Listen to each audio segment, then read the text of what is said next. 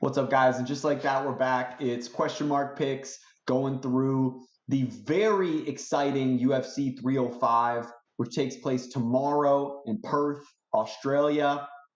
You guys know the drill at this point. I'm going to be going through every single fight on the card, giving my take on how the fight is going to go down and ultimately who I think is going to get the dub. I want to quickly, recap last week, which I didn't even do a recap video for because it was so uneventful. Yeah, it was a tough one. I went 4-6 on my picks, but listen, when you have picks, when you're trying to make picks that, for a fight that probably deserve to be on, Bellator, and even saying that, like Bellator produces better fights than that. It should be on, Cage Warriors, a local promotion, LFA, not in the UFC. I know that we have this model with ESPN and the Apex is going away for construction. I'm hoping that means that there's cards with consistently better talent rather than just having these absolutely stacked cards and then these cards that nobody gives a shit about. But anyway, there's a lot of high-level fights on here. I've done my tape study. I'm feeling confident in my picks. So without further ado, let's get into it. First fight of the night is between Stewart Nicoll and Jesus Aguilar. Now, Stewart Nicoll is making his debut. I watched a few of his fights on the regional scene, and my takeaway is that he is a pressure fighter who will get his opponent to back up to the cage where he will go for his takedowns. He's good at takedowns off the cage, getting those hands locked and finishing the double or, tripping his opponent down via like a body lock takedown.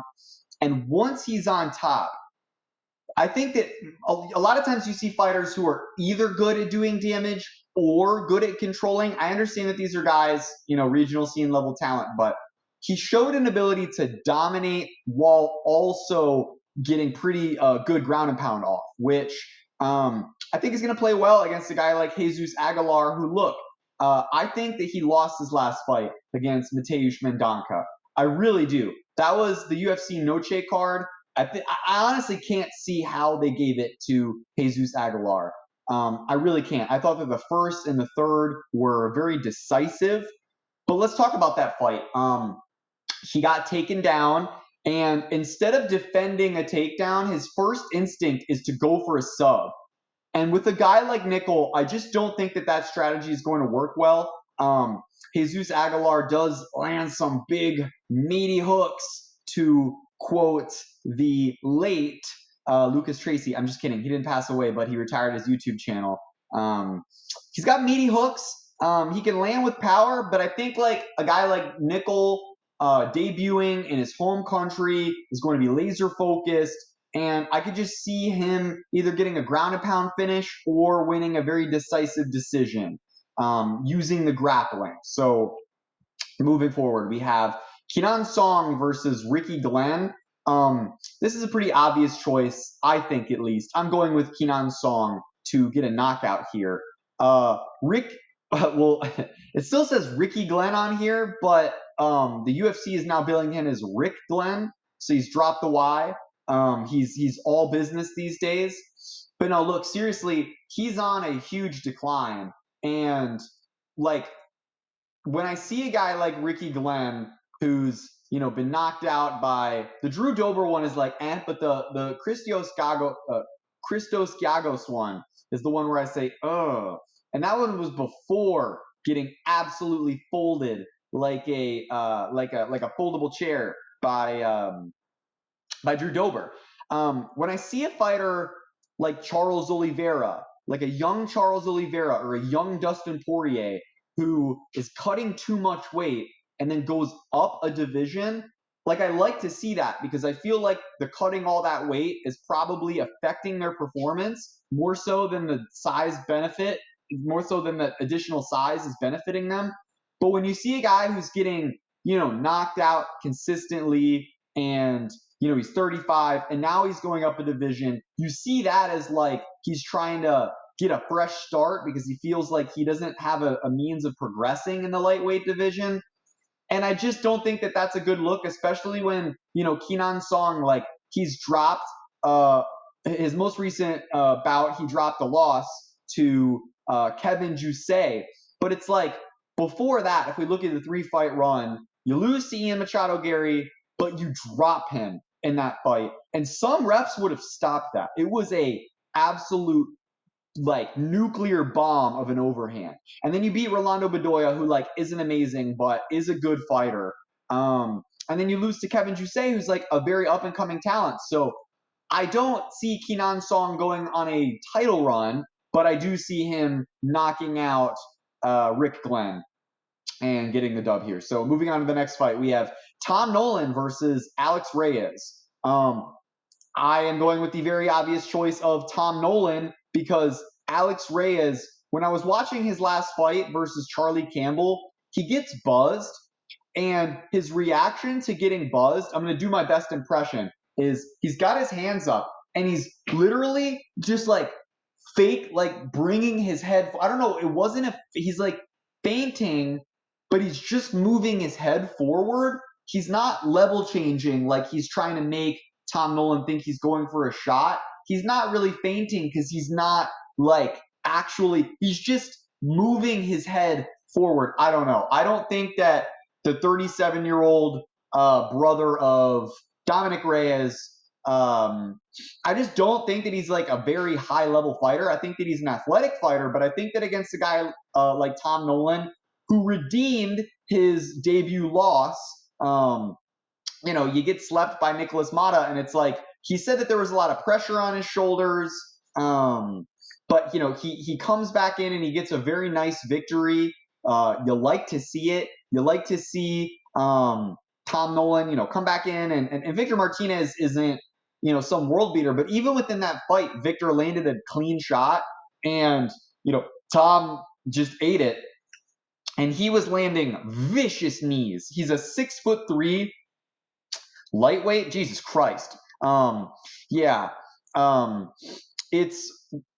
I just don't see what Alex Reyes is going to be able to do.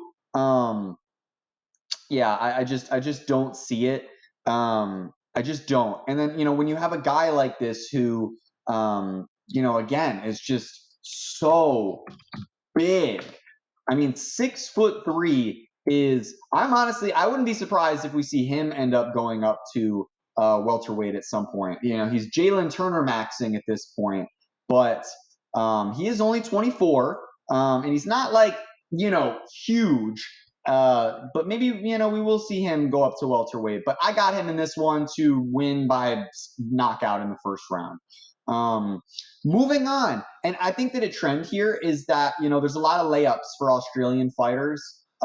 Jack Jenkins versus Herbert Burns, guys. I'm going with Jack Jenkins to probably have like a leg kick TKO stoppage, like a vintage Jack Jenkins stoppage. He was winning his fight against Chepe Mariscal until he sustained a freak injury in the middle of the fight. He's had enough time since that Chepe Mariscal fight, right? It's been about a year. I'm not really concerned about him coming back too soon. Plus, it's not like he's, some old guy. I think that everybody understands, right? As you get older, it's harder to recover from those injuries. He's 31. He's in his prime. And, I understand that he is the brother of Gilbert Burns. We're seeing a lot of brothers of fighters on this card, oddly enough. Like the less significant brother, mind you. But, Herbert Burns, we've just seen him quit too many times. He's really he's similar to Gilbert in that he is a jiu-jitsu specialist. Where they're very different is that we've seen Herbert, we've just seen him quit in the middle of too many fights, and I don't believe that at 36 we're gonna all of a sudden see some massive change in what we get from him. He does have a 6-inch reach, but Jack Jenkins, his style is, I'm going to destroy your legs, and once your legs are destroyed, then I will begin to headhunt. And I feel like we're going to see Herbert Burns eat some leg kicks. We're going to see him take one bad one. He's going to, and he's going to grab at his leg and he's going to fall down. And Jack Jenkins is going to go to follow up with some ground and pound, and then the ref's going to save him, and then we'll never see Herbert Burns again. He's probably just fighting out his contract. Make a little extra coin. Why wouldn't you? But I think Jack Jenkins is going to win via leg kick TKO. Moving on, we have Casey O'Neill versus Luana Santos. King Casey O'Neill had quite a bit of hype coming in. And, I actually thought that she was going to lose to Jennifer Maia because Jennifer Maia is tricky. Like when your greatest weapon as Casey O'Neill, when your greatest weapon is your offensive grappling and you're fighting against Jennifer Maia, who has, the jiu-jitsu in her back pocket, but she's also developed this like volume. So she's like a volume boxer / jiu-jitsu practitioner. And that's a tricky style for a lot of these ladies to beat. You got to be very elite to beat her. So I understood that one. But the one against Ariane Lipski, she looked lost out there. She was eating big shots, which, I know that you're saying, oh my gosh, how did the grappler get submitted by the striker? The armbar came out of a transition where Lipski was falling off the back. Obviously, this is mixed martial arts. It was a great transition into the armbar off the back, but it's like Lipski isn't known for her grappling. And we've seen Lipski drop an L since then, albeit it's a very good talent in, losing to Korean Silva, who's fucking beating everybody these days. But, let's talk about her opponent here because, I think that Luana Santos, the thing is that what I don't know about her is, what's going to happen when things don't just go perfectly according to plan? Because in her UFC run so far, right, she's fighting Juliana Miller, who, look, we know that the girls coming off that season of The Ultimate Fighter have done fuck all, even less than, some of the more recent, like the bantamweight season and the welterweight season. At least we're seeing guys like Brian Battle, do their thing. Juliana Miller has done nothing. Egger and Agapova, she wins those, and she's got 2 of her last 3 are stoppages. So she's getting stoppages as well. The thing is I don't think that Luana Santos necessarily has the sting to really just dog walk Casey O'Neill in the same way that was done to her by Ariane Lipski. But it's Casey looked so lost on the feet. I didn't see her throw one punch that seemed to hurt Ariane Lipski at all. At all. And this is sort of Luana Santos's build as, from what we've seen, she's quite well-rounded, but you can tell she's very adept in the BJJ, securing a very nice rear naked choke that was coming off of a few arm triangle attempts. She's 24. She's a baddie. I'm sorry, let me get focused. But she's 24, so she's still learning and developing. This might be one of those fights where it's a little too much, a little too soon. But I'm gonna go with Luana Santos here because I think that with the WMMA fighters, especially when the world is thought of them and then they start, I've seen too many where the wheels just absolutely fall off. And Casey's losing before she's at the point where she's fighting, the really serious fighters in the division. When Blanchfield gets pieced up by Manon Fiorot, I think to myself, well, this is the top of the heap. I could see her coming back. The fight just got announced with Rose Namajunas.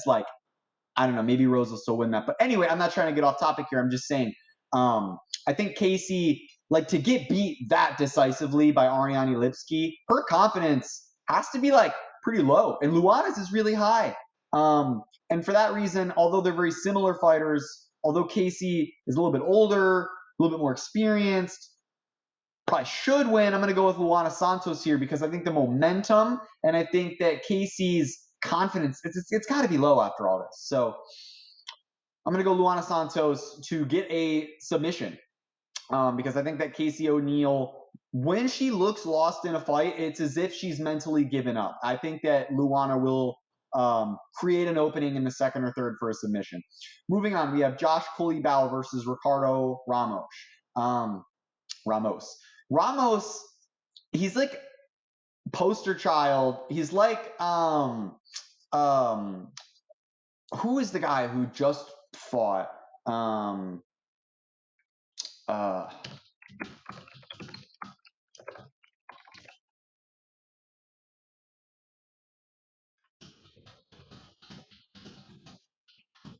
Literally just fought last weekend, and it's hilarious because I was talking about how if he has literally any fight IQ whatsoever, it was Carl Williams. There we go. If Carl Williams has anything in between the ears, he would wrestle. And he decides to strike with a glory kickboxer for like 13 and a half, 14 minutes of the fight. Literally makes no sense. He waits to wrestle until he gets rocked. Just a god-awful fighter. A god-awful fighter. Carl Williams, cut this man. He's trash. Anyway, I'm just saying, like, if he literally had any brains, he would have wrestled Jonata Diniz. When he did, he had success.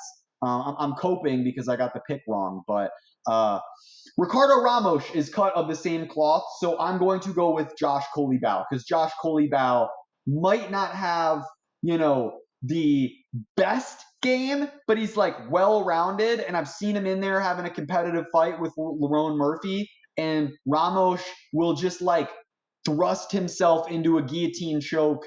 I just don't trust Ricardo Ramos's fight IQ. I think that maybe he gets just lost in the moment, and I think Josh Culibao understands that like this is an opportunity for him to bounce back and get a dub here. So I'm going to go with Josh Culibao. Okay, we got Junior Tafa versus Valter Walker. This is tricky. This is, again, two brothers, not the significant type. Valter Walker, man, I want to pick him for the same reason that I wanted to pick Carl Williams.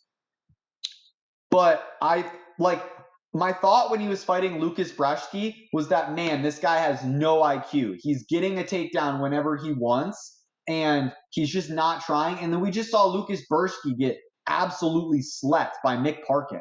I'm going to go Junior Tafa.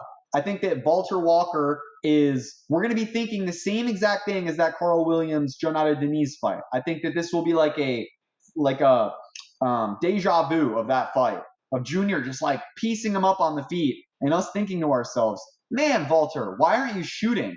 And maybe Valter will take a shot with like a minute left in the second, and you'll think, oh man, wait a minute. There's a chance he could do this in the third and get a stoppage, and then he'll just like proceed to kickbox with a kickboxer because these guys are retarded. Moving on, we have, so Junior Tafa to win by decision because I think Valter's tough, whatever. Moving on, we have Jingliang, Li Jingliang versus, I can't believe I just fucked his name, Li Jingliang versus Carlos Prates. I'm going to go Carlos Prates because Li Jingliang has been out for 2 years and he suffered a broken back, which has been a driving force and why he hasn't been in. And Carlos Prates is on the Fighting Nerds team. Dude, these guys are coming up. And I know that you're looking at his record and you're thinking to yourself like, oh, 19-6, but like he hasn't, how many in a row does he have? I think that I would actually have to click on like his profile to see what his current win streak is. 9 win streak. He stopped the last 3 opponents. One of them was obviously Contender Series, but it was Mitch Ramirez, who we're familiar with. I think that the Leech will be tough enough to not get finished, maybe. Either way, I'm going with Prates to win. Prates, this might be the one where he just gets a decision, but like bro's got Muay Thai tatted on his chest. He's serious about his craft. And it's not that I don't think that Li Jingliang is, but it's just like he's one of these guys that like everybody loves. I love the Leech. I just don't see him winding the clock back and beating this Carlos Prates, who's seemingly a monster, who really deserves, I think, to, if he wins this, get an opponent who's like 25, 20 range. Or just like whoever's like, maybe Neil Magny. I don't know. But I think that he's a solid contender at welterweight, and I think that he's going to get it done. Moving on, we have Bam Bam Tai Tuivasa versus Jairzinho Biggie Boy Rozenstruik. And I'm going to be going Biggie Boy here because, like, Tai has just turned into this guy who's like, you know, win or lose, I'm going to give a great fight for the fans. But I'm sorry, my Australian accent's fucking terrible. But he's just like become one of these guys who's like okay with just being like a showman. And one would think that this is a matchup where he can showcase his abilities, but I just think the confidence is too diminished. Why are we hearing every single camp like, oh, he's he's in Abu Dhabi for this one, like he's been training in the Middle East, he's actually going to be in shape for this one, like he wasn't taking his shape, he wasn't in good enough shape for the last fight. It's like, why? You're a ranked fighter in the UFC. Like, why? Like, just run or something, dude. Chill with the shoeies, bro. I just think he's become kind of like a novelty. It makes sense why he's on this card. But, like, Biggie Boy just, grinded out a win against the Blob, Shamil Gaziev. And Shamil had a great performance, coming off of that. I understand it wasn't against, the greatest guy, but still, Jairzinho is impressive. I don't think that, like, we've only really seen him lose by getting slept by Francis, who just fucking charged at him. And that's when Francis had like 20 million aura. And other than that, it's only really been grapplers. And Tai doesn't know what jiu-jitsu is. We learned that with his fight with Tybura. So I think that Jairzinho is going to win a decision because I think Tai's too tough to get knocked out. Like, Jairzinho isn't Cyril Gane. He's not like a freak athlete. He's powerful. I think he's going to land the better shots, and I think he's going to win a decision. Moving on to the next fight. We have Mateusz Gamrot versus Dan the Hangman Hooker. And this is where I'm going to throw you guys a curveball because I'm going with Dan Hooker here. I don't know why. I just have this feeling that Gamrot, like, I think that you really need to hone in and look at what we've seen recently. Gamrot's biggest, like, flex right now is that he beat Sarukian. But it's like, one, that was a few years ago. Fighters change, get better. Two, like, I think that there's an argument that he lost that fight. And again, it was competitive. But what have we seen since then? Well, we saw him get fucking rocked by Beneil Dariush, who we then saw get slept in the first round by Arman. So it's like, I just don't think that. And when we look at the Jalen Turner matchup, like, I think that there's an argument that Jalen beat Gamrot, and I think that Dan Hooker beat him with a broken arm. I think that this is one of those fights where we like think that Hangman is like 39, he's 34. I know he's got a lot of mileage, but he seems to be one of these guys who doesn't give a shit about the mileage. And he seems like one of these guys who's still improving. And he's looked really good on his run. And I just, like, when your whole game is around top control, you have to get so much of it, so much of it, that they're going to overlook the damage. And I just think that Dan is going to be able to do damage when they are on the feet. And I just don't see Gamrot being able to do what he did against RDA and just like manhandle him the whole time. I don't see that happening. I mean, could it? I guess, but I'm gonna go with feels here that in Australia the Hangman is gonna get it done and he's gonna win a decision. But I think it's gonna be one of those decisions where it's like Gamrot gets the first off of control, then in the second maybe Dan lands some big shots and maybe Gamrot still gets a takedown, but it's like I think that one goes to the Hangman. And then in the third round, I could see Dan just like out hustling Gamrot. And understanding by then he'll have an understanding of like the takedown entries. And like Dan isn't a guy that I know that we saw Islam take him down on short notice and Kimura him, but it's like that was on short notice during COVID where this guy literally couldn't train. It was just taking fights to make money because he's insane. So I'm going to go with Dan Hooker. I'm going to trust that he thinks that he's improved a lot recently, and I'm going to go off of the win streak, and I'm going to go off of the scoring criteria, which is damage, that Mateusz Gamrot doesn't really do. Moving on to the next fight, we have Kai Kara-France versus Steve Erceg. I'm going with Bedtime MMA, Steve Erceg to win this one. I think that I don't like when you've had a few years off, or maybe not a few years. I don't like when you've had as much time as Kai has had off. His last fight was, so a year and a few months. I don't like the time when there was 6 months of no contact in the mix because of a serious concussion. Concussions change your brain for life. I think that, Steve, we just saw him have an amazing battle versus Pantoja, where one little tactical difference in the 5th round. Look, I still think Steve won, even getting taken down because the scoring criteria is damage, but it's in Brazil, and you got to take the belt off the champ, which applies sometimes if you're not Sean Strickland. But I'm going to go with Steve Erceg to get a decision because his boxing is just so fucking crisp. And I could also see him taking Kai down. I just don't really see how is Kai going to beat him. Kai throws kind of like predictable, like big loop-in shots, whereas Steve is the crisp, combo guy. And I just think that that's going to fare well into this matchup for Steve. I think that Steve would struggle with maybe a I hate to say this, Makayev, or maybe that's a fuck that. Scratch that from the clear that from the record. I'm gonna say that like Tatsuro Taira might give Erceg problems because like he is adept in the grappling, but he's not like he's clearly favors the striking realm. But I think that like maybe Kai coming off of knocking out Cody Garbrandt, but coming off of a salty split decision and then like the bad concussion and the pulled out fights, I just don't like it. Moving on to the main event, the battle to determine the real African champion. No, in all seriousness, for the middleweight strap, we have Dricus du Plessis versus Israel Adesanya. I've had the privilege, but I've gotten to see the presser before I dropped this. Guys, I tried to drop this yesterday and my video just got like corrupt. So this is my 2nd time. So if I sound a little annoyed, it's because this is like a redo. But guys, I'm going with Dricus du Plessis.